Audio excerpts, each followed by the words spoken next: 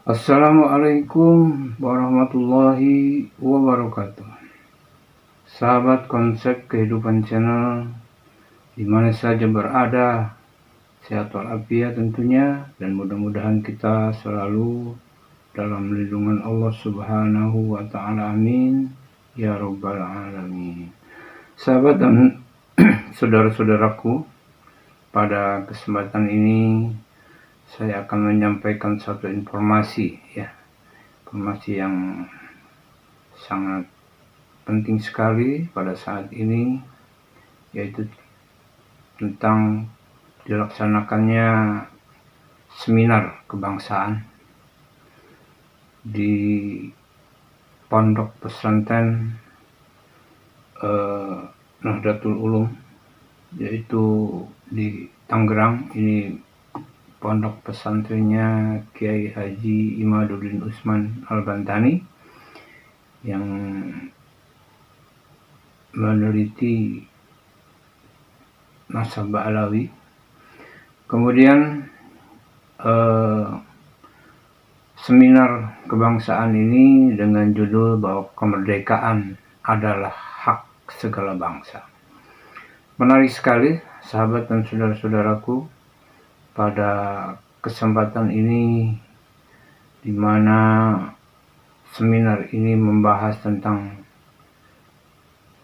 terputusnya nasabah Alawi dari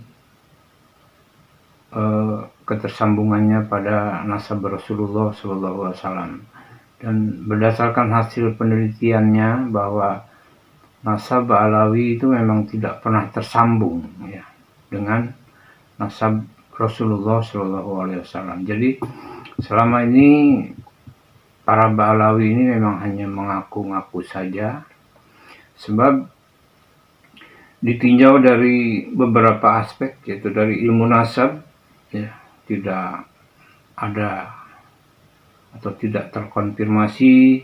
Kemudian menurut ilmu sejarah tidak diriwayatkan dalam sejarah. Kemudian melalui tes DNA genetik mereka tidak tersambung. Bila Rasulullah itu genetiknya adalah J1, sedangkan Ba'alawi ini genetiknya G, Hablu grup G. Ini malah adanya ke India jalurnya, bukan Arab. Arab pun tidak ada. Hanya kecil sekali Arabnya. Kalau melihat Najwa Shihab itu hanya 0,3%, jadi hanya sedikit lagi.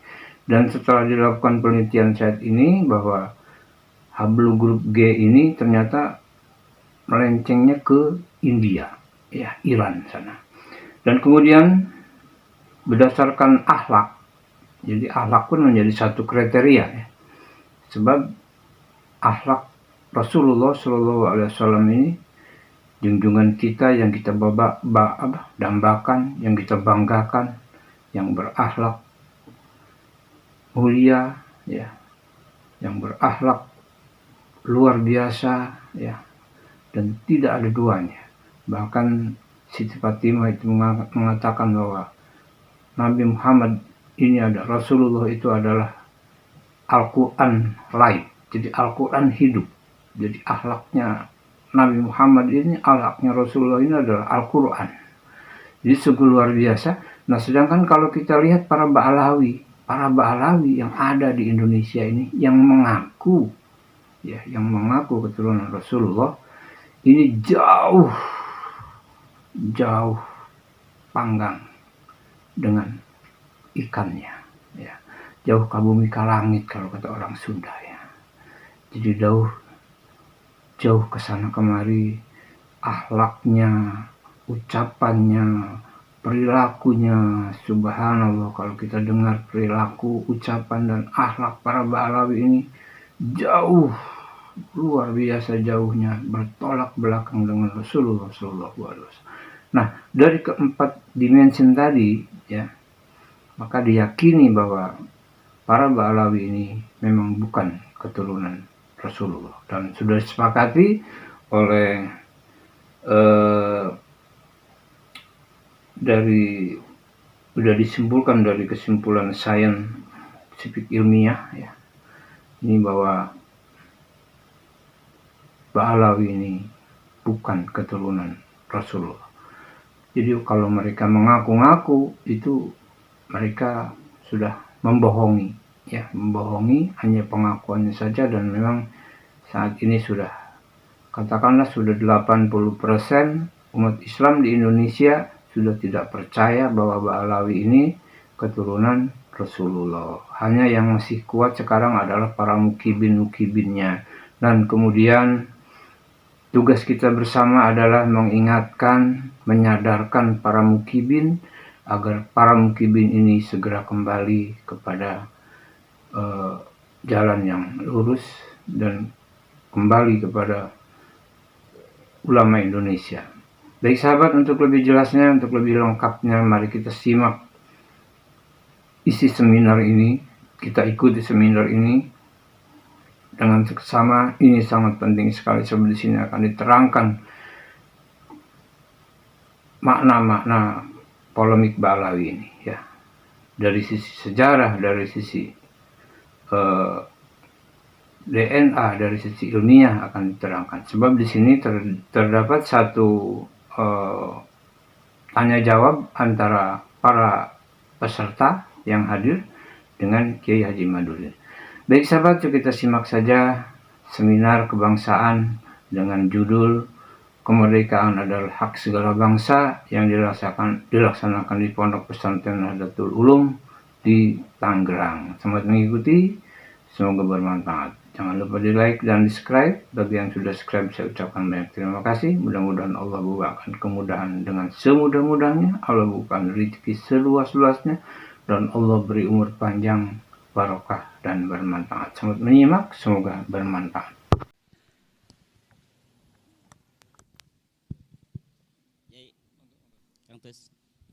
Assalamualaikum warahmatullahi wabarakatuh. Alhamdulillah, salatan wassalaman ala rasulillah, amma ba'du. Faya ashabal fadail, Bapak Kiai Haji Sahal, Kang Tubagus Moki, Kiai Ridha, dan yang lainnya, para hadirin peserta seminar Pondok Pesantren Al-Ikhlas Aqsal Madinah. Tidak akan panjang karena memang waktunya terbatas, dan beberapa materi tentang yang sedang kita jadikan bahan diskusi itu sudah saya sampaikan tadi di dalam ceramah umum tentang nasab Ba'alawi. Secara garis besar bahwa para habaib yang mengaku keturunan baginda Nabi Muhammad SAW itu bukanlah keturunan baginda Nabi besar Muhammad sallallahu alaihi wasallam. Baik dilihat dari sisi ilmu nasab, ilmu sejarah, tes DNA dan akhlak, jauh panggang daripada api mereka ini sebagai keturunan Nabi besar Muhammad SAW. Dan kesimpulan itu diperkuat oleh bukan hanya dari berdasarkan tesis saya, tetapi berdasarkan juga dari kesimpulan ilmiah saintifik modern berupa tes DNA yang dilakukan oleh anggota Badan Riset dan Inovasi Nasional, Bapak Dr. Sugeng Sugiharto dan Bapak Dr. Ari Kaim. Bapak Dr. Sugeng ini sering keluar di media sosial, baik melalui YouTube maupun melalui Facebook. Ada Dr. Ari Kaim yang jarang keluar, tetapi sebenarnya beliaulah yang paling keras menolak Ba'alawi sebagai turunan Nabi besar Muhammad SAW. Beliau orangnya jarang mau keluar, tetapi selalu memberikan masukan kepada saya melalui Japri tentang penguatan apa yang disampaikan oleh Dr. Sugeng Sugiharto, bahwa para habaib ini bukanlah keturunan Nabi dari sisi DNA. Jadi Dr. Ari Kem ini kebetulan sudah melakukan tes DNA karena beliau adalah keturunan daripada Ishak, Nabi Ishak bin Nabi Ibrahim, dan haplogrupnya Dr. Ari Kem ini adalah J1. Beliau turunan Belanda, beliau orang turunan Belanda, ibunya orang Indonesia. Sejak zaman penjajahan dulu beliau ini anak Belanda. Kemudian hasil tes DNA pun beliau ini presisi bahwa memang beliau keturunan orang Eropa. Walaupun wajahnya ini sudah mirip dengan wajah-wajah Indonesia, tetapi karena keturunan daripada ayah dari Eropa, beliau ini masih J1 dari turunan Nabi Ishak. Jadi di Eropa itu masih ada turunan Nabi Ishak yang asli. Di Eropa itu ada turunan Yahudi Askenazi, yaitu Yahudi Khazar yang garis perempuan, anak-anak mereka dinikahkan dengan bangsawan-bangsawan di Inggris, bangsawan di Jerman. Kemudian haplogrup mereka ikut ke ayah mereka Eropa, tetapi dari ibunya itu turunan Khazar sama dengan Ba'lawi ini. Kalau Ba'lawi ini turunan garis laki dari orang-orang Khazar, haplogrupnya G. G itu adalah orang Khazar yang masuk ke dalam agama Yahudi, kemudian disebut dengan Yahudi Khazar. Haplogrupnya itu masih G semua. Ada juga di Mesir, orang Mesir yang berhaplogrup G itu cuma satu. Dari mumi-mumi yang ditemukan di Mesir itu semuanya R. Fir'aun itu garis lakinya R. Ada raja-raja di Mesir, muminya itu di tes DNA itu hasilnya R. Tapi ada satu makam yang lebih besar, makamnya lebih cantik, lebih indah. Itu haplogrupnya beda. Ini aneh para peneliti. Kok haplogrupnya G ini? Ternyata bukan turunan Fir'aun, bukan daripada orang Mesir asli. Dia adalah orang Khazar yang punya anak perempuan, dinikahkan dengan Fir'aun. Kemudian anaknya itu, anaknya daripada anak perempuannya Yuya, namanya Yuya. Yuya punya anak perempuan, dinikahkan dengan Fir'aun. Kemudian dia bergelar the father of God, ayah dari Tuhan. Karena apa? Mantunya dia ini Tuhan, Fir'aun itu kan, ana rabbukumul a'la, dan dia mengaku sebagai the father of God. Nah, saya pernah nanya sama Dr. Sugeng, Pak Dokter, coba ini dari Ba'lawi ini hasil G ini kan sama tuh dengan Yuya. Apakah ini jalur ponakan apa lurus? Diuji di komputer, ini kayaknya lurus Kiai katanya. Lah itu dari sisi DNA.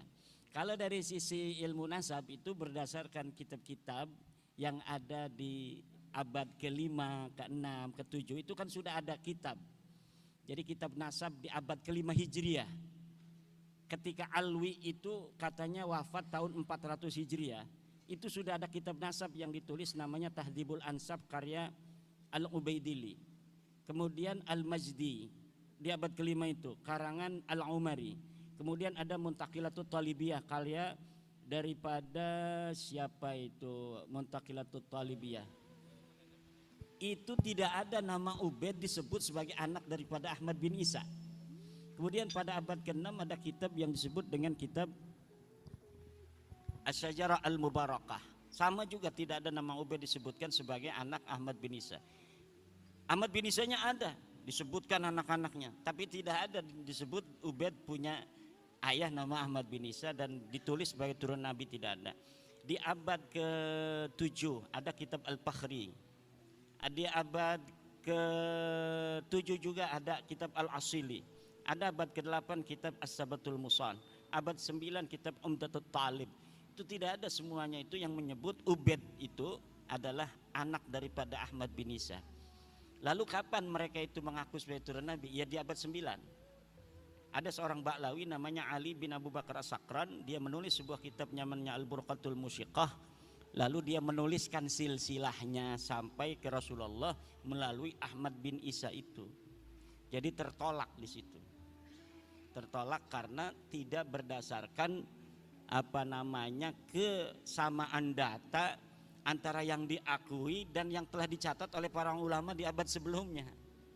Nah, dari situlah kecurigaan itu kemudian membawa saya untuk meneliti lebih jauh setiap nama-nama itu yang diklaim oleh Ba'lawi sebagai imam. Ubaidillah itu jadi Imam Ubaidillah. Dia seorang mujtahid, sama dengan Imam Syafi'i gitu. Saya cari di hari hidupnya Ubaidillah, yaitu 383 Hijriah dia wafat. Ternyata di abad itu tidak ada satupun kitab fikih yang mencatat nama Ubaidillah sebagai imam. Kitab sejarah di Hadramaut, di Tarim, yang menyebutkan nama seorang ulama namanya Ubaid tidak ada. Tidak ada sama sekali. Baik Ubaid maupun anaknya Alwi yang katanya seorang muhaddis, perawi hadis, tidak ada disebutin. Alwi punya anak namanya Muhammad, tidak ada, ini orang fiktif semua. Muhammad punya anak namanya Alwi, fiktif juga, nggak ada orangnya itu. Alwi punya anak namanya Ali Kolikosam, nggak ada orangnya itu. Sejarahnya ditulis itu pada abad 10-11 dengan begitu tinggi beserta keramat-keramatnya, tidak terverifikasi di dalam kitab-kitab di mana dia hidup. Berbeda dengan Syekh Abdul Qadir Al-Jailani. Syekh Abdul Qadir Al-Jailani ada di abad ke-6, itu kitab abad ke-6 mencatat orang yang hidupnya bareng bahwa di Baghdad ada seorang Ibnul Jauzi. Ibnul Jauzi itu satu masa dengan Syekh Abdul Qadir Jailani. Ibnul Jauzi menulis kitab, dia mencatat nama Syekh Abdul Qadir Jailani, seorang ulama besar, pengarang kitab. Kemudian dia ahli dalam bidang ilmu tasawuf. Toharat karamatuhu alal mala, keramat-keramatnya muncul di hadapan orang. Itu dicatat. Itu bukti bahwa sosok ini ada. Tapi kalau seorang yang hari ini dikenal ulama besar di abad keempat seperti Ubaidillah, tapi sama sekali tidak ada jejak-jejak peninggalan, baik berupa tulisannya maupun ditulis oleh muridnya, ataupun diceritakan oleh orang lain yang semasa hidupnya dengan dia, maka sosok itu tidak bisa dikatakan sosok yang eksis, tetapi dia adalah sosok yang fiktif. Seseorang yang namanya diciptakan, sejarahnya kemudian dibangun untuk diatribusikan sebagai leluhur mereka. Padahal pada masanya nggak ada orangnya dengan kesejarahan yang seperti disebutkan pada abad ke-11, ke-12, ke-13 Hijriah itu. Kebanyakan kitab-kitab Ba'lawi yang menerangkan tentang leluhur mereka itu dikarang sejak abad 9, tapi belum rapi sejarahnya oleh Ali As-Sakron di abad 9, 895 Hijriah. Kemudian diperbaharui, ditambahkan kisah-kisahnya oleh kitab Al-Ghurar karya Ali Khirid Ba'alawi pada 960 Hijriah. Kemudian ditambah lagi lebih sempurna sejarahnya itu, jadilah Faqih Muqaddam itu di dalam kitab Al-Masra'ur Rawi abad 11. Nanti di abad 12 ngarang lagi lebih hebat lagi keramat-keramatnya sampai Mi'raj segala macam itu. Itu semakin lama semakin dibikin-bikin sejarahnya yang glorifikasinya lebih tinggi dari sebelumnya. Nah, kenapa kita bisa mengatakan seyakin-yakinnya mereka palsu? Karena glorifikasi itu. Jadi karena mereka rajin menciptakan sejarah sendiri yang tidak sesuai dengan sejarah masa lalu, akhirnya kita mudah memverifikasinya. Karena orang yang membuat sejarah di hari ini misalnya, saya mengaku berguru kepada Kiai Sahal, sementara orang-orang yang ada di Kiai Sahal kan tidak sendirian, ada murid-muridnya Kiai Sahal. Nanti muridnya ditanya, apa betul ada seorang nama Imaduddin muridnya Kiai Sahal? Tidak ada. Karena apa? Seseorang tidak akan berdiri sendirian. Misalnya lagi, Bapak ngaku-ngaku 2024 sebagai anggota PWI pengurus Kabupaten Purbalingga, kan ada SK-nya. Dia bikin tuh SK-nya, dihapus nama satu orang, dimasukin nama dia. Akhirnya pas diverifikasi di pengadilan, mana kamu ngaku-ngaku anggota pengurus PWI ke Kabupaten Purbalingga? Ini, bener ada kopnya, ada tanda tangannya, Kiai Haji Dr. Abbas Bili Yahsi MA, ya kan? Pas coba yang lain diambil juga 3. sama, tanda tangannya sama, kopnya sama, tanggalnya sama, tapi ini mah namanya Zainuddin, pas ini mah Baklawi namanya. Karena yang merubah si Baklawi sendiri. Coba yang lain lagi, yang SK-nya yang sama, ternyata memang ini beda sendirian. Ditetapkanlah yang beda sendirian ini nama Baklawi ini palsu. Karena apa? Sejarah tidak pernah lahir sendirian. Dia akan terkait dengan orang-orang lain. Dan cara itulah yang saya dapatkan untuk mengetahui kebohongan-kebohongan sejarah Baklawi dengan memukobalah antara satu kitab dengan kitab yang lainnya, satu manuskrip dengan manuskrip lainnya, kesejarahan yang mereka ciptakan, kemudian dapat terverifikasi kedustaannya karena ada kesaksian kitab-kitab yang lain yang tidak menyebutkan nama yang disebutkan oleh Baklawi ini. Contoh, sebentar lagi, Muhammad Sohib Mirbat, katanya dia ulama besar yang ada di Mirbat. Dia guru dari Imam Al-Qal'i. Saya cari Imam Qal'i ini siapa? Ulama besar. Disebutkan di dalam tulisan orang lain, Imam Qal'i ini adalah ulama paling besar di Mirbat. Siapa gurunya? Tidak ada gurunya disebut Muhammad Sohib Mirbat. Dan dia menyebutkan nama-nama gurunya, disebutkan nama-nama muridnya. Tidak ada orang yang namanya Muhammad Sohib Mirbat disebut, baik sebagai guru, sebagai murid, atau sebagai sahabat. Saya cari seluruh kitabnya itu yang ada di abad ke-6, ke-7, nggak ada yang menyebutkan seorang di Mirbat ada yang namanya Muhammad bin Ali Sohib Mirbat. Jadi besarnya nama Muhammad Sohib Mirbat di abad 11-12 itu yang ditulis dalam kitab Baklawi tidak terverifikasi di masanya. Karena kitab yang ditulis di masa itu sudah banyak. Dan sama sekali di Difar tidak ada ulama yang bernama Muhammad bin Ali Sohib Mirbat. Bahkan nama Sohib Mirbat terverifikasi nama orang lain. Jadi ada sebuah kitab menyebutkan Sohib Mirbat itu untuk seseorang namanya Muhammad Al-Akhal Al-Manjawi Sahibu Mirbat. Jadi Ahmad bin Muhammad Al-Akhal Sahib Mirbat itu nama raja di Mirbat. Diambil nama Sahib Mirbatnya itu menjadi apa namanya gelarnya dia.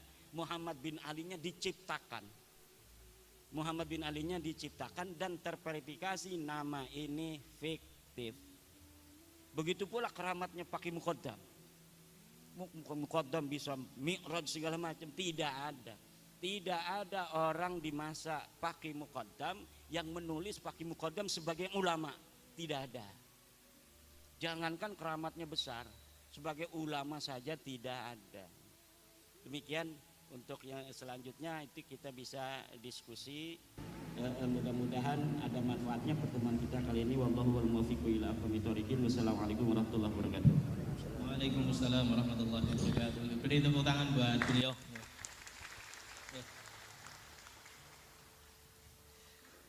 Terima kasih. Yang selanjutnya, langsung saja kita langsung pada sesi diskusi, ya, sesi diskusi dan sesi tanya jawab.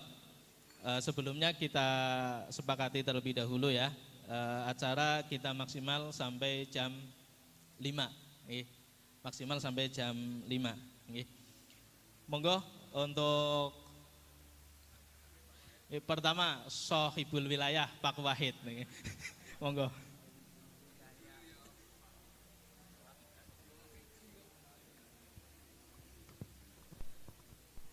Assalamualaikum warahmatullahi wabarakatuh. Hadratal muhtaramin wal mukarramin ingkang kawula mulyakaken, Sohibul Fadail wal Karomah Kiai Haji Imaduddin Usman Al-Bantani dan guru saya Sohibul Fadail wal Karomah Ustadz Sahal Kiai Haji Sahal Abdullah Al-Hafid dan lain-lainnya tidak bisa saya sebutkan satu persatu. Yang pertama Romo Kiai Haji Imaduddin. Saya memperkenalkan dulu, nama saya Wahid Wahyudi.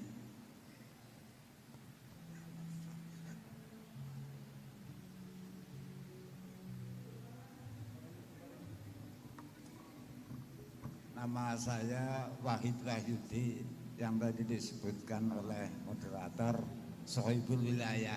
Dan pertama saya menerima Al-Mukarram Sohibul Fadail Pak Ustadz Zahal Abdullah. Saya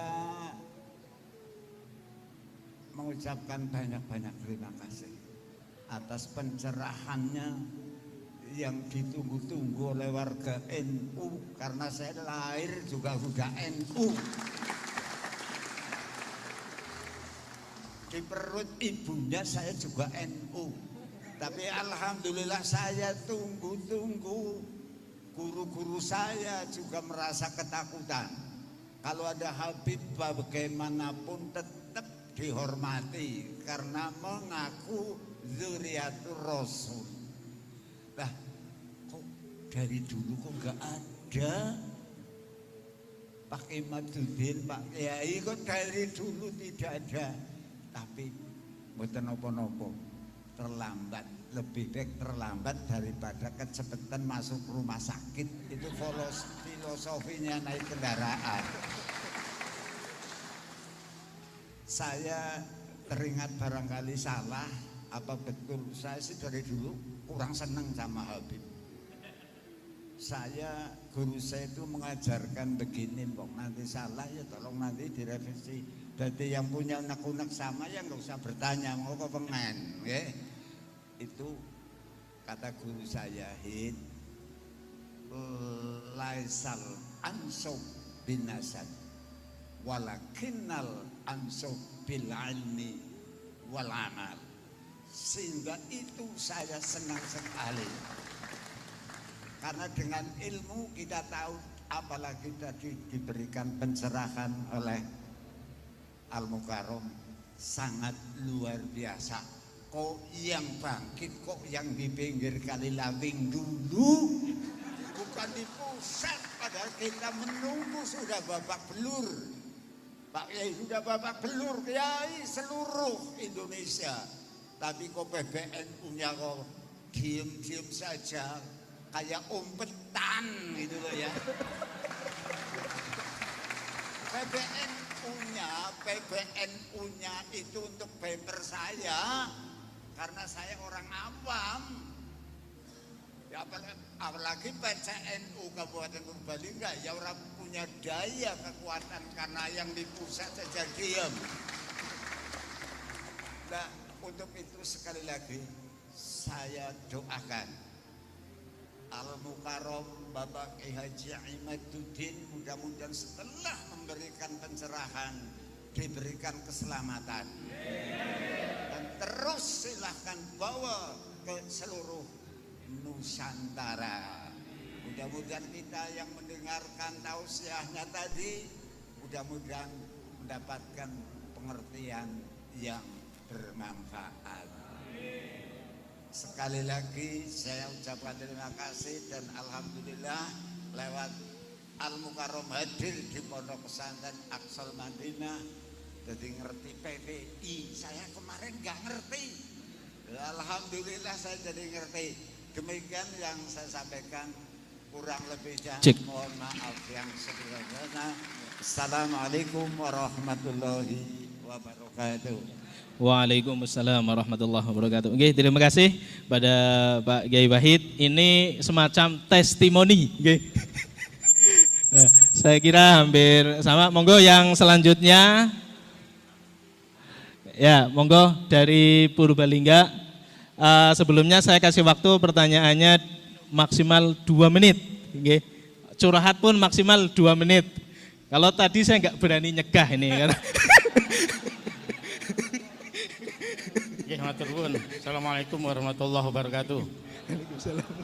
Kula Hadi Iswanto saking Purbalingga. Niki sami, jadi saya tidak bertanya tetapi testimoni.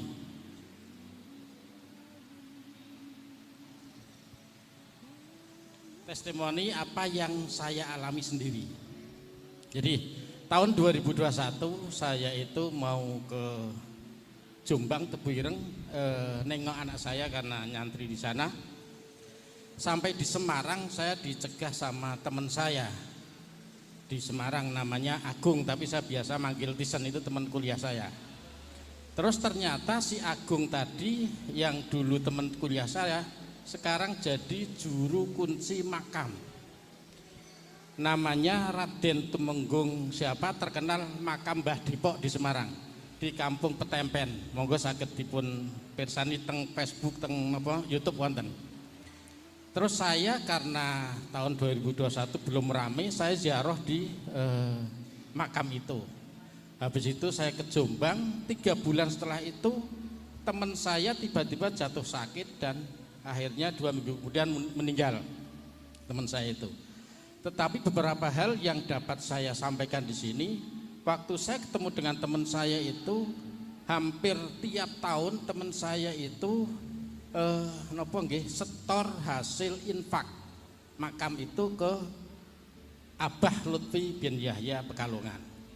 Itu hampir tiap tahun, dan itu kata teman saya itu minimal 5 karung hasil infak itu. Lah dilalah karena teman saya sudah meninggal tahun 2021, itu bulan April, berarti 3 bulan berikutnya sekitar April, Mei, Juni, Juli lah beliau meninggal. Terus tahun 2023 kemarin makam Mbah Depok itu ternyata dibongkar. Jadi saya jadi kaget juga waktu itu. Saya ke Semarang ketemu dengan istrinya si teman saya Agung itu. Ternyata karena Agung itu punya syahadah asli dari Habib Lutfi dan makamnya itu ternyata kosong, nyun sewu. Jadi itu testimoni pertama. Jadi itu menjadi keyakinan saya dalam mensikapi satu, yang kedua mengambil keputusan saya sama keluarga saya bahwa hakul yakin bahwa Habib itu bukan dzurriyyatur Rasul. Itu pertama. Yang kedua, pada bulan Juli kemarin, nyun sewu Kang Sair, ini sedikit lagi. Pada bulan Juli kemarin, 1 bulan yang lalu, saya diamanati dari orang tua saya disuruh menjual mobil Panther tahun 97. Lah, ada teman Muhyiddin Purbalingga berdomisili di mana? Di Bojongsari, nelpon saya. Kang, nyun sewu, saya mau lihat mobilnya. Akhirnya mobil itu saya parkir di garasi. Terus saya lihatkan, si orangnya itu bilang, ini yang mau beli bukan saya Kang, tapi Habib Salim dari Selawi. Nah, akhirnya karena Habib saya tetap hormat, karena saya pernah punya guru, Habib Lutfi itu guru saya. Saya tahun 87 sampai tahun 90 waktu saya aliyah, saya mondok di pondok pesantren Ribatul Muta'alimin di Pekalongan, di Nahrawi. Jadi saya tiap seminggu sekali itu biarin.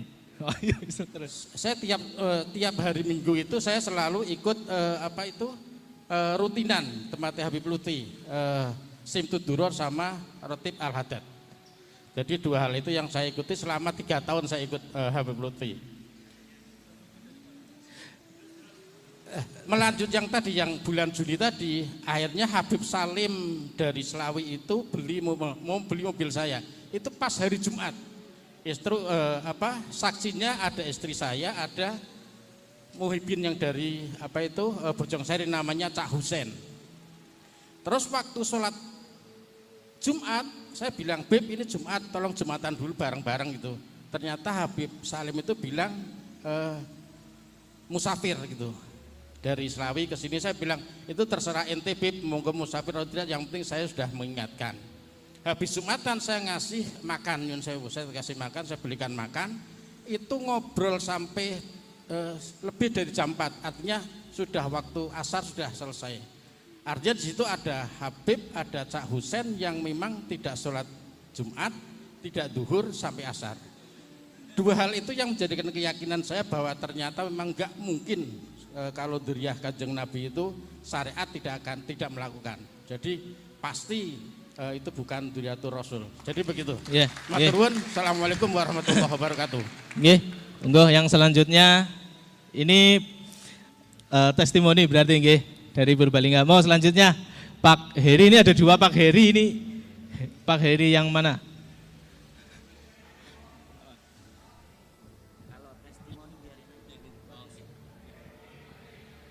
Monggo, nggih. Pengsut Pak Heri sepuh kali Pak Heri nem.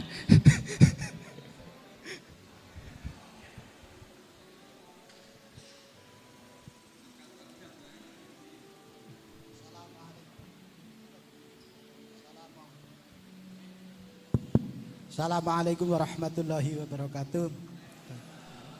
Hadratul Muqtarumin Sohibul Bad Kiai Haji Sahal Abdullah, Hadratul Muqtarumin Sepuh Bini Sepuh, Hadratul Muqtarumin ingkang kula mulyakaken ugi Kiai Haji Imaduddin Usman. Saya yang pertama ada dua sesi ini ya. Yang pertama memberikan apresiasi dan penghargaan terhadap Kiai Haji Imaduddin Usman, karena saya sebetulnya sudah lama mempelajari secara secara ketertarikan tesis. Pada tahun 2018 saya itu kaget ini, pada saat itu ada sebuah kiai dari Banten yang nulis tesis tentang pembatalan nasab Ba'alawi. Terus saya tanya, saya buka literasi dan saya cari kurikulum vitae. Ini kiai kok berani, jadi saya mengasih rivet kepada Kiai Haji Kiai Imad. Yang jelas pada saat itu saya membuka tesis dan sedikit membuka tentang prokes-prokes perdebatan antara Kiai Imad dengan Gus Rumel. Pada saat itu mendebatkan kitab-kitab di abad ke-4, ke-5, ke-6, ke-7, ke-8. Dan terakhir membahas kitab yang dikarang oleh Ali Sakron yang mencantolkan nasab Ubaid bin Ahmad yang termasuk Ba'alawi. Jadi yang pertama saya mengasih apresiasi keberanian Ki Imad tentang tesisnya. Dan yang kedua, permasalahannya adalah karena yang menghormati dan yang mentakdimi itu Habib Ba'alawi itu orang NU sendiri.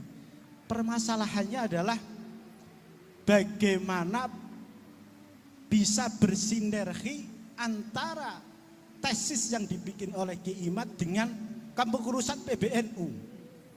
Saya mendengar dan menyaksikan pidato Rois Am PBNU Kiai Haji Miftahul Akhyar yang sangat kontradiktif dengan Kiai Imad gitu loh. Di situ apakah warga NU ini menjadi ada keterpikiran. Kalau saya ya secara ilmiah, secara tesis ya ilmiah kita bisa dimusyawarahkan antara Ba'alawi dengan tesisnya Kiai Imad. Kalau di situ RA berani untuk memusyawarahkan bertemu dengan Kiai Imad biar PBNU untuk memfasilitasi. Ya. Jadi nanti ada titik temu. Ya, Jadi terima kasih sudah saya catat intinya pertanyaan. Ya matur nuwun, kula akhiri billahi taufiq wal hidayah. Assalamualaikum warahmatullahi wabarakatuh. Waalaikumsalam warahmatullahi wabarakatuh. Monggo sekali lagi. Monggo yang depan nanti Pak Heri. Yang depan dulu. Assalamualaikum warahmatullahi wabarakatuh. Yang saya hormati Kiai Imad, yang saya hormati Sohibul Mahad Kiai Sahal. Sebenarnya kita semua mempunyai perasaan yang sama. Bahkan hampir seluruh Indonesia kita mempunyai perasaan yang sama, yaitu mempunyai tanda tanya terhadap para habaib, para habib. Nah, untung ada seseorang yang berani menarik pelatuk, sehingga pelatuk yang lama sudah siap, ini tidak ada yang berani memicu. Alhamdulillah Kiai Imad lah orang yang berani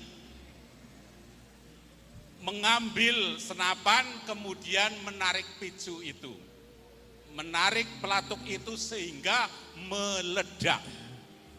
Lah dari ledakan inilah bermacam-macam kontroversi itu terjadi. Sehingga nyuwun sewu kepada Kiai Imad, walaupun secara formal, secara organisasi NU masih menafikan panjenengan, masih tidak mempercayai tesis panjenengan, tapi insya Allah banyak warga negara Indonesia yang sepakat, yang mendukung gerakan panjenengan. Oleh karena itu PR untuk panjenengan, yaitu panjenengan mohon untuk mencari jalan searif mungkin, sebaik-baiknya untuk mendekati para kiai sepuh yang masih hormat, yang masih ta'zim, yang masih ya nyuwun sewunya di bawahnya para habaib. Lah kiai-kiai itulah monggo panjenengan dekati. Gerakan Imaduddin ini mempunyai PR untuk mendekati bagaimana caranya agar para kiai sepuh yang menolak panjenengan itu bisa luluh. Sekian, assalamualaikum warahmatullahi wabarakatuh. Ya, terima kasih. Yang satu lagi, monggo. Assalamualaikum warahmatullahi wabarakatuh. Abdurrahman Sen dari Balai Raksa. Terima kasih kepada Kiai Haji Sahal Abdullah. Terima kasih kepada Kiai Haji Imaduddin Al-Bantani. Hari ini saya lega sekali. Setelah puluhan tahun saya menunggu bahwa Habib Rizik bersama Abdurrahman Wahid berbeda. Dan hari ini saya lega, saya pendukung Abdurrahman Wahid, ternyata Habib Rizik hilang. Yang kedua yang duduk di sini, ya Imad, Muhibbin, Habib Lutfi semua. Belum tentu. Nanti dulu, jangan dulu jawab. Sampai bukti di Masjid Balai Raksa ingin kedatangan Habib Lutfi, tidak sampai batunya dibawa ke Palongan, ditandatangani, tanda tangannya masih ada di Masjid Balai Raksa. Itu pertanda bahwa di sini masih Muhibbin Habib Lutfi bin Yahya. Kalau hari ini saya nggak tahu. Kemarin. Yang ketiga, saya urut biar cepat 2 menit kan? Yeah. Ya. Yang ketiga, saya sepakat dengan pertanyaan bagaimana dengan kalau saya tidak mengatakan PBNU, saya akan mengatakan dengan Kiai Miftahul Akhyar. 1. Yang kedua dengan pondok pesantren yang ada di Sidogiri. Yang ketiga dengan pondok pesantren yang ada di Jawa Timur, Kediri. Dan bagaimana menyikapi seorang kiai dan anak buahnya yang umatnya ribuan juga masih tetap tidak ke Kiai Imad, juga tidak ke Kiai Habib. Bahkan Habib itu bernaung di situ, yaitu dan saya salah satunya adalah Muhibbin Mbah Maimun Zubair. Tapi saya sudah menentukan sikap, saya mendukung Kiai Imad. Mbah Maimun Zubair beserta kiai-kiai di bawahnya belum ada yang memberikan sikap tegas. Itu yang di tengah-tengah. Kemudian ada di Kediri, ada yang di Peloso itu, kemudian di Sidogiri. Yeah. Bagaimana sikap kita ditambah dengan Kiai Miftahul Akhyar. Yeah. Langkah-langkah itu. Kemudian saya sampaikan jazakumullah khairul jaza. Semoga Kiai Haji Sahal Abdullah panjang umur, manfaat sebagai panutan kita. Yang kedua, Kiai Haji Imaduddin Al-Bantani, terus saya dukung perjuangannya sampai kapanpun untuk menegakkan kebenaran. Dan terakhir, kemarin masih diharamkan tentang tes DNA. Hari ini saya terjawab walaupun baru sedikit oleh pembahasan Kiai Sahal Abdullah tadi pada waktu tentang menerangkan salah satu sirnya Allah adalah tes DNA. Saya menyimpulkan seperti itu. Maka saya bangga hari ini ada sedikit terjawab tentang yang mengharamkan tes DNA. Wallahu muwaffiq ila aqwamit thoriq. Assalamualaikum warahmatullahi wabarakatuh. Waalaikumsalam warahmatullahi wabarakatuh. Terima kasih. Ini sesi pertama ya. Saya tangkap dari beberapa yang telah disampaikan oleh para kiai, para bapak semua tadi. Itu ada yang curhat, ada yang testimoni, dan ada yang bertanya. Nah, saya catat yang bertanya saja. Yang pertama ini kepada Kiai Imaduddin, bagaimana supaya bisa bersinergi antara tesis Kiai Imad dengan PBNU. Ini yang pertama. Kemudian yang kedua, ini kayak semacam minta tolong ya, atau perintah kayak ya Pak Heri ini. Perintah nanti harus nyangoni ya Pak Heri. Ini monggo dekati Kiai Sepuh yang masih di bawah habaib ya, atau belum punya kekuatan. Kemudian yang ketiga ini, bagaimana menyikapi kiai besar atau kiai yang umatnya banyak atau pesantrennya besar tetapi belum berkomentar secara keilmuan, dalam arti masih di bawahnya para habaib. Nah, ini sesi pertama. Kemudian sesi kedua nanti selain ini yang ada hubungannya dengan urusan kemerdekaan adalah hak segala bangsa. Jadi ada kaitannya dengan kebangsaan atau keindonesiaan. Monggo pada Kiai Imad 3 hal ini untuk dijawab. Terima kasih. Pertama, terima kasih saya ucapkan kepada Sohibul Wilayah Kiai Wahid, dan atas doa-doanya. Ini adalah merupakan sebuah alamatun min alamatil khair bagi saya, bahwa memang apa yang saya lakukan itu dinilai oleh tokoh masyarakat ada manfaat yang bisa diambil oleh banyak orang. Buktinya adalah dari pernyataan Kiai Wahid tadi. Untuk pertanyaan bagaimana upaya saya untuk agar pembahasan penelitian tesis saya itu bersinergi dengan PBNU. Ya, saya kira secara kelembagaan PBNU pada hari ini tidak ada kata menolak tesis saya, walaupun memang belum ada kata menerima tesis saya. Tidak ada. Ada beberapa tokoh di PBNU hari ini yang mengatakan terlihat nampak berseberangan itu kan cuma satu orang. Yang jelas-jelas itu beliau menolak. Itu pun beliau menolak bukan pada isi daripada tesis saya. Yang beliau tolak itu adalah karena menurut beliau saya kelihatannya maksa orang untuk mengikuti saya bahwa Ba'lawi ini bukan turunan Nabi. Gus Fahrur itu mengatakan bahwa dia bukan menolak isinya, tapi menolak saya kelihatannya memaksa orang untuk percaya bahwa Ba'lawi itu bukan turunan Nabi.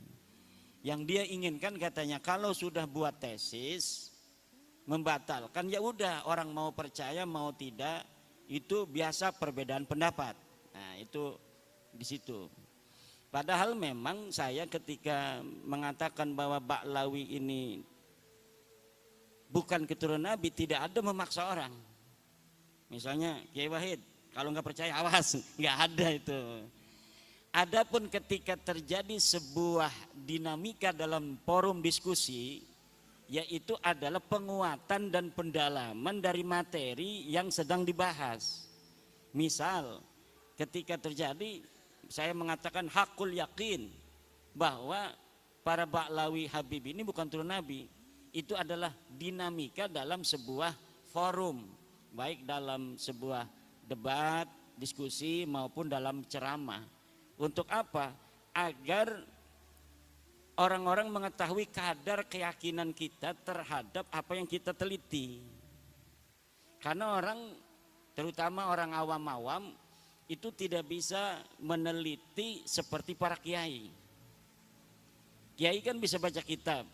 Ketika saya menyebutkan kitab, dia bisa verifikasi kitabnya. Benar enggak apa yang saya sampaikan? Saya sebutkan ini ke dalam kitab anu, dia bisa pelajari. Oh benar. Dalam kitab anu, oh benar. Oh dalam kitab anu, oh benar. Tapi untuk masyarakat awam yang lain cukup dengan kata-kata bahwa saya bertanggung jawab dunia dan akhirat, bahwa Ba'lawi ini bukan cucu Nabi. Jadi ada perbedaan di dalam tekanan dalam bagaimana kita memberikan sebuah keyakinan kepada audien bahwa apa yang kita teliti ini berdasarkan daripada keyakinan secara ilmiah yang saya yakini. Itu. Jadi itu di PBNU itu. Bahkan saya itu kan di PBNU masih. Teman-teman di LBM itu banyak yang mendukung. Bahkan ada yang mengatakan hampir 98% mereka semua mendukung. Dari bahwa memang harus ada verifikasi bagi setiap saja orang yang mengaku keturunan Nabi. Dan bahwa tes DNA itu presisi di dalam menentukan dia keturunan garis laki seseorang di masa lalu atau bukan.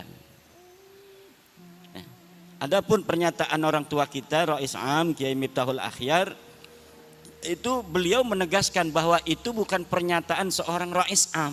Beliau sendiri yang mengatakan, itu katanya pernyataan saya sebagai Miftahul Akhyar. Coba masih ada pidatonya itu dalam rekaman pengajian beliau setiap hari Jumat pengajian hikam, bahwa pernyataan itu bukan pernyataan beliau sebagai seorang Rais Am, tapi beliau itu pernyataan sebagai seorang ilmuwan Miftahul Akhyar. Itu menurut kata-kata beliau sendiri. Jadi orang tua kita Kiai Miftahul Akhyar ya sama dengan kita. Kita sebelum ada orang, misalnya saya sebelum meneliti itu, bahwa ya Habib ini turunan Nabi. Rumah saya itu ya sering didatangi Habib-Habib walaupun tidak dawir.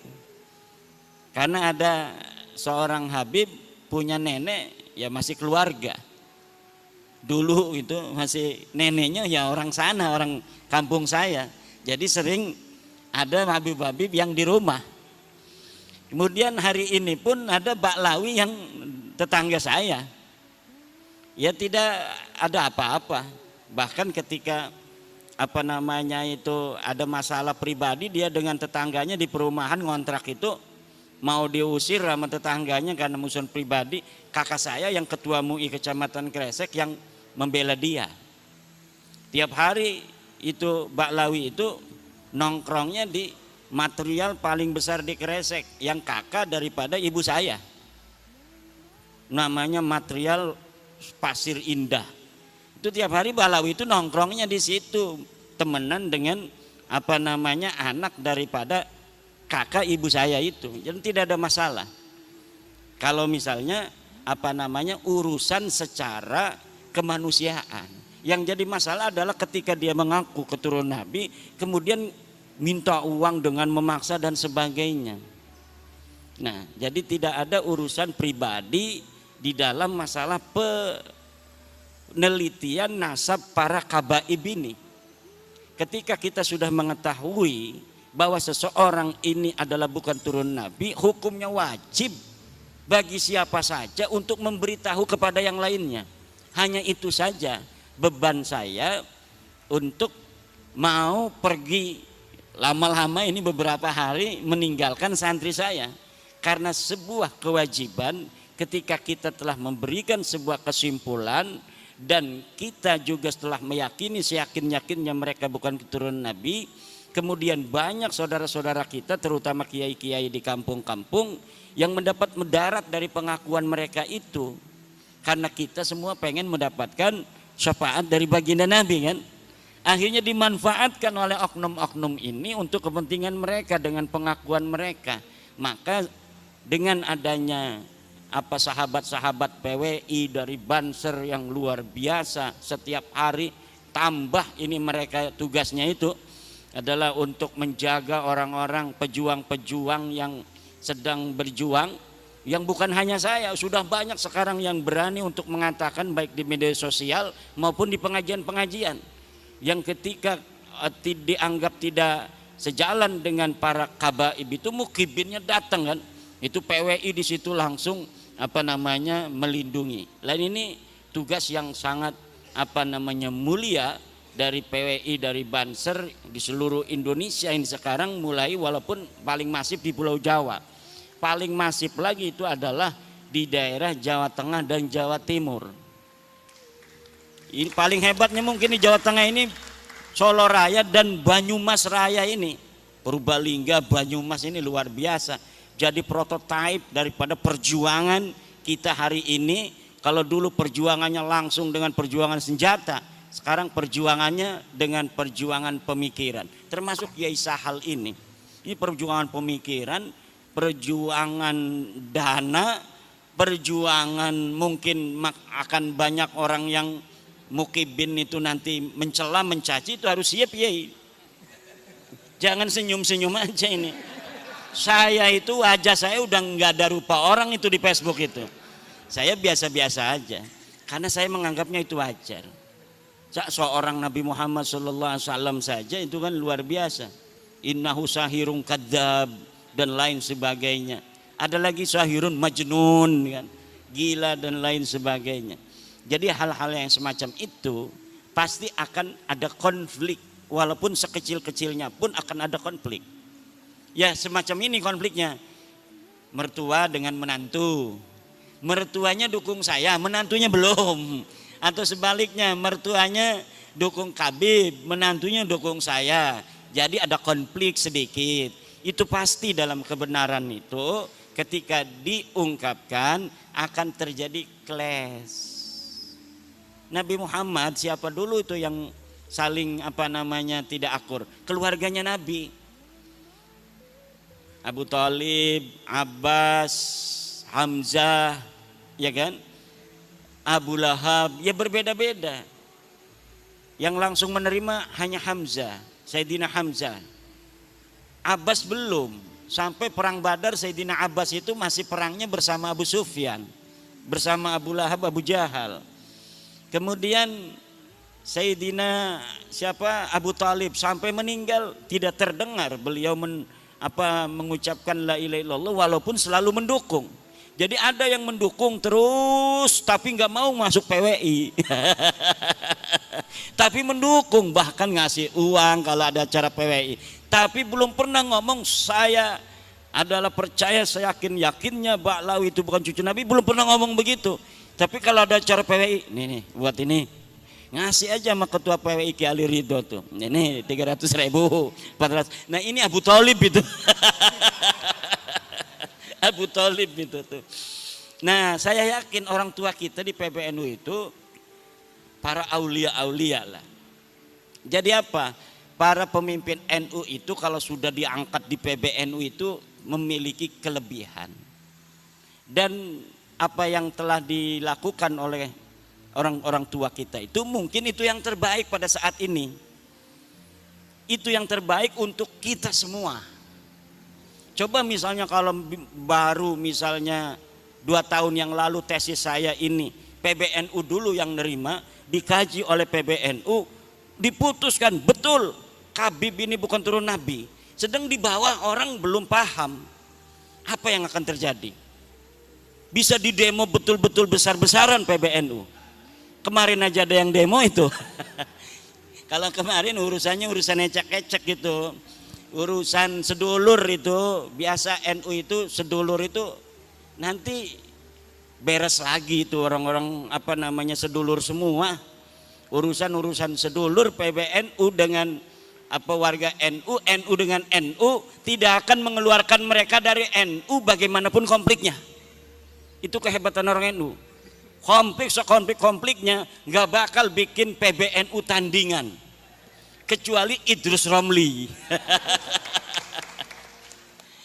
Nggak ada. Sekarang pun Idrus Romli udah nggak berani ngomong apa NU garis lurus, nggak berani dia. Saya omongin terus NUGL. Wah enggak, kami enggak NUGL katanya. Mana katanya apa kitab sejamannya tentang NUGL. Emang enggak, tapi kan mereka bikin grup Facebook dulu. Grup Facebook NUGL, bikin sebuah web NUGL. Tapi hari ini mereka enggak mau. Pak Lutfi Basori enggak mau disebut NUGL sekarang. Itu hebatnya NU. NU ini adalah jam'iyatun mubarakatun. Jam'iyatun mubarakatun. Organisasi yang penuh keberkahan. Insya Allah pada saatnya semua warga NU akan sepaham dengan kita semua bahwa Habib ini bukan keturunan baginda Nabi besar Muhammad sallallahu alaihi wasallam. Apalagi tuh pertanyaannya?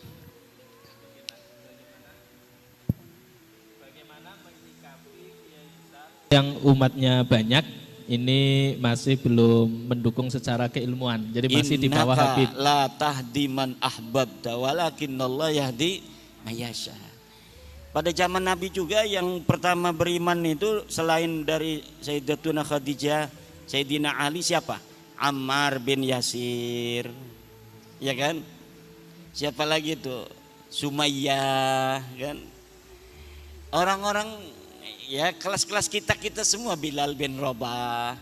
Tapi nanti lama-lama semuanya. Kalau dari atas dulu kurang cantik, tapi kalau dari bawah luar biasa itu. Ya. Nggih.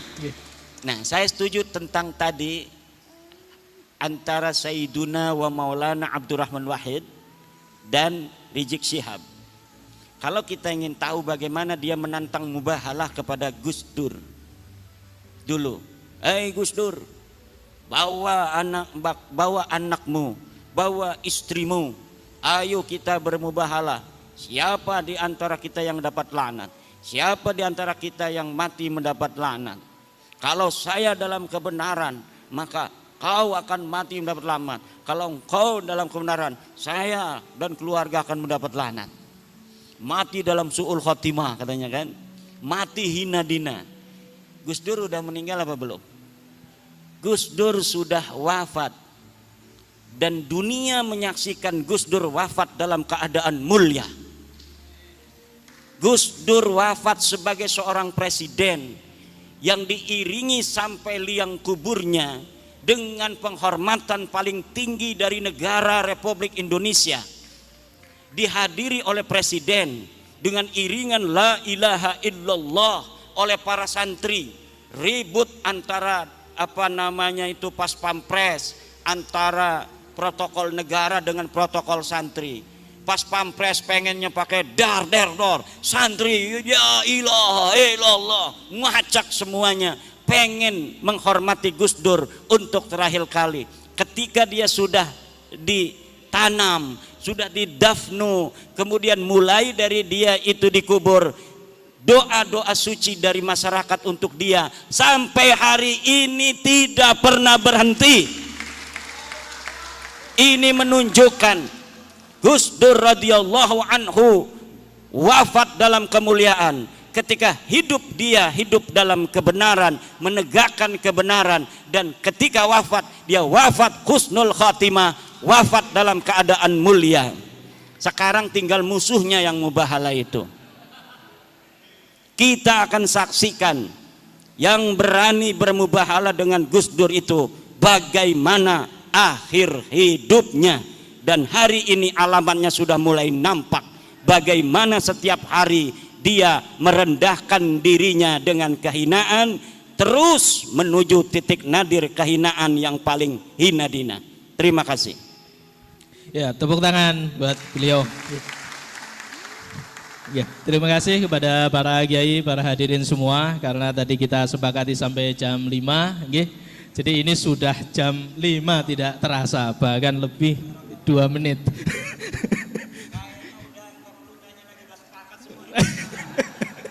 Oke, jadi kita sepakati selesai, nggih. Jadi tidak ada sesi yang kedua, nggih. Jadi mari bersama-sama acara seminar kebangsaan ini kita tutup dengan membaca hamdalah bersama.